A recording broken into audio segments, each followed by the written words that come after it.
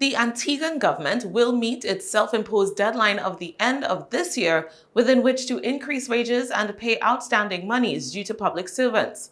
Prime Minister of Antigua and Barbuda, Gaston Brown, reiterated the government's commitment during a Sunday interview on ABS Radio, where he also addressed the country's economic position and its recovery from the COVID-19 pandemic.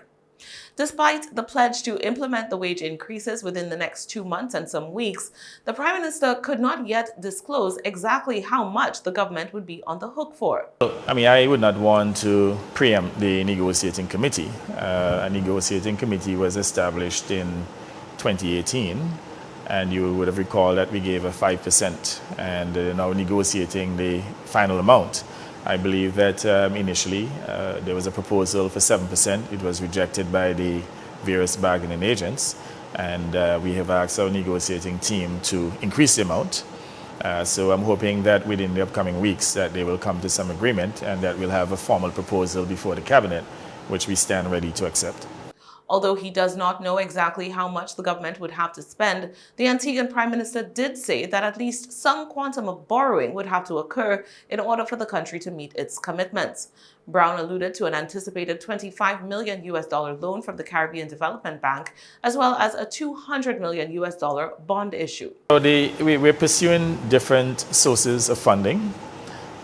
In this year's budget, the 2022 budget, we had actually budgeted for an increase of public servants.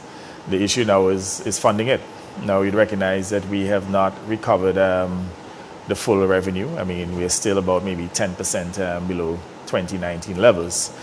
So we have to borrow to fund these expenses. We are looking at different sources. We, as you know, would have floated a bond early in the year, a $200 million bond. Unfortunately, the initial subscriber, did not offer a good deal.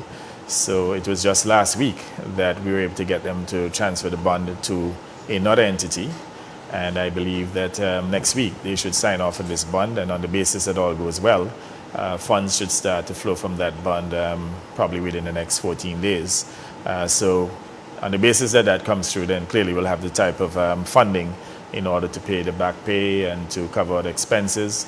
Earlier this year, the government was the subject of scathing criticism by the Antigua and Barbuda Workers' Union, other trade unions, as well as opposition parties for having failed to convene the minimum wage committee since taking office, despite the stipulation that the committee meets biennially. After that backlash, Labour Minister Steadroy Benjamin brought the committee together in the latter part of February, and consultations in that regard are ongoing. The prevailing minimum wage in the country, according to reporting by the Antigua Observer, is EC $8.20 per hour, just over $3 US. It has remained the same for the past 7 years.